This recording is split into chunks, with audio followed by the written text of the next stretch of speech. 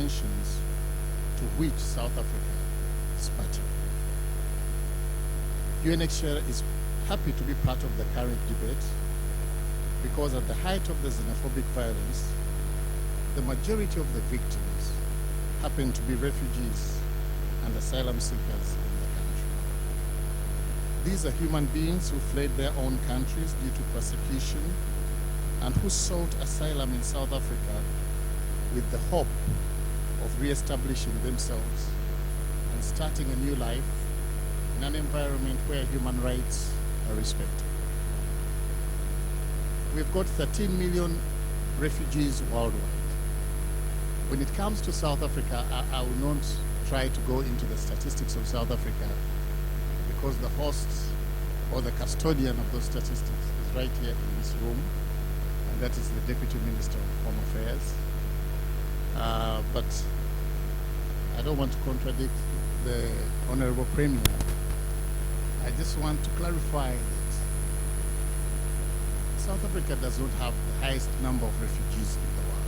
I mean, if I stood here as a representative of UNHCR and I left it to go, it would be an injustice.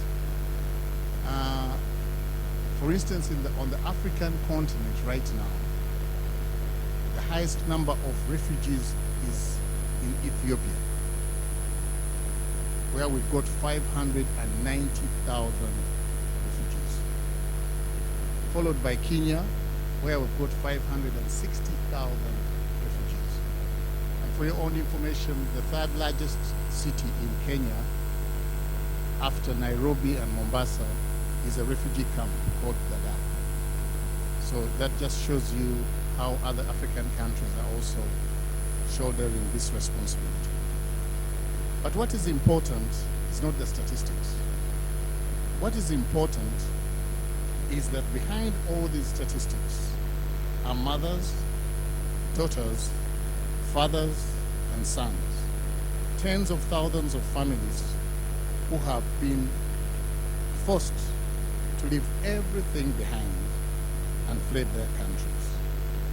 We must not lose sight of the humanity of these people who are just like you and me, except that they have had to flee their countries. We in the Western Cape are fortunate that we are not directly affected by this most recent virus.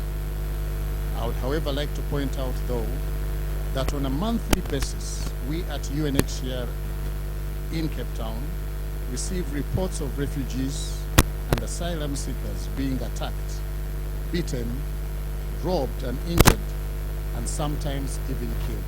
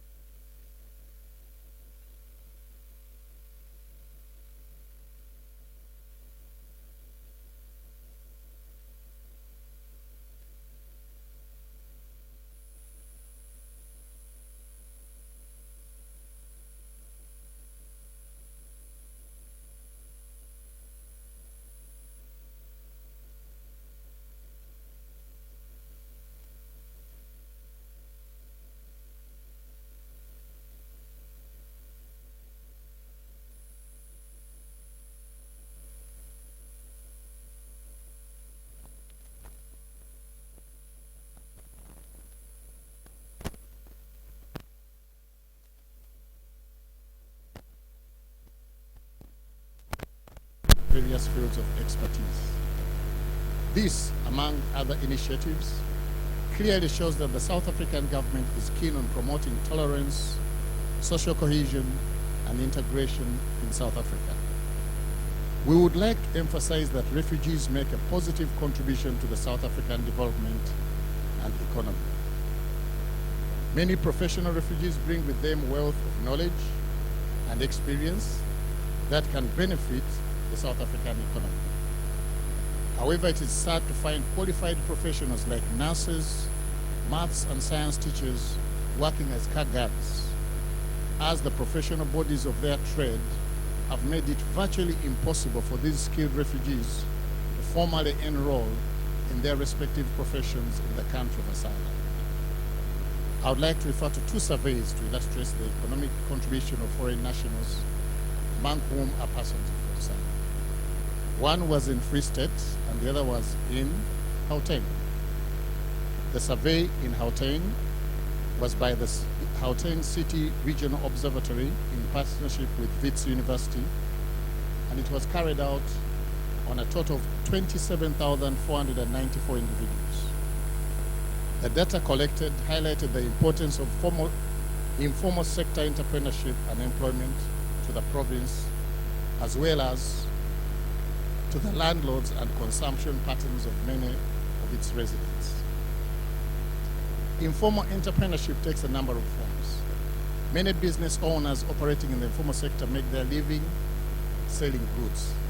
A person in Gauteng could buy everything they need for daily living from the informal sector, whether food, clothes, cosmetics, or furniture, and furnishings of their home.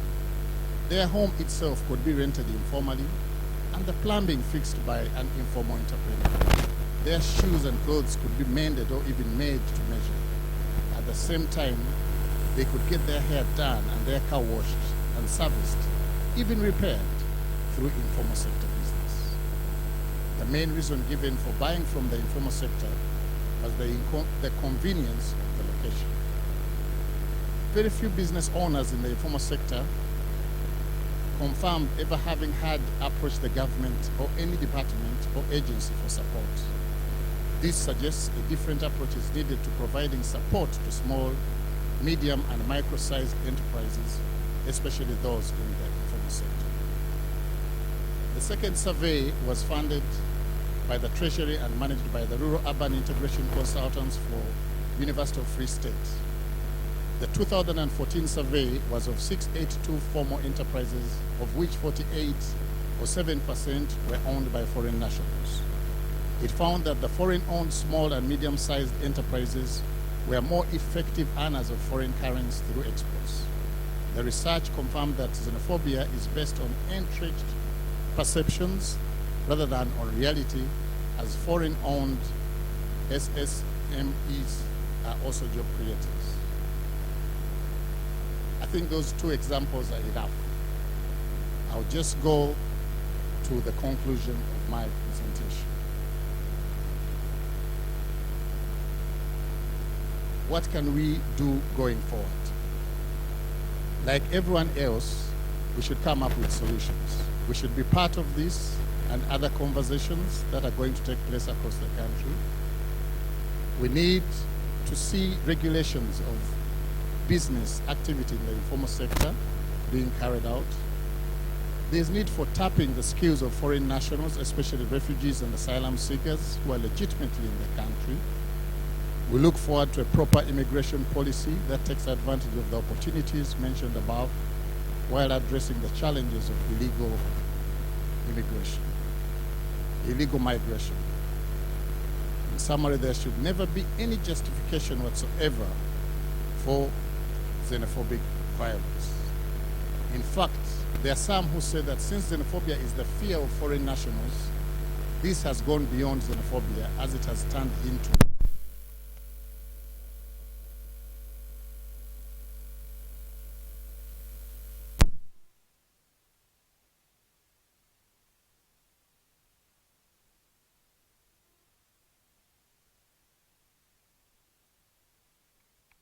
and friendship that inspired so many African leaders on the eve of independence. In the 1960s, newly independent African leaders made great speeches, committing themselves to African unity.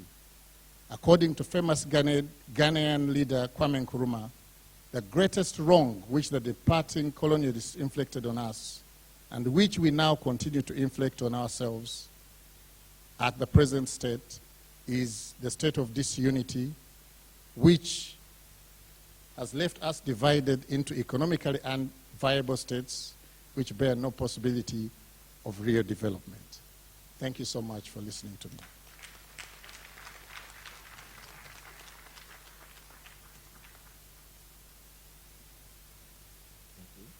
Yeah, so we just zoom to the next speaker on the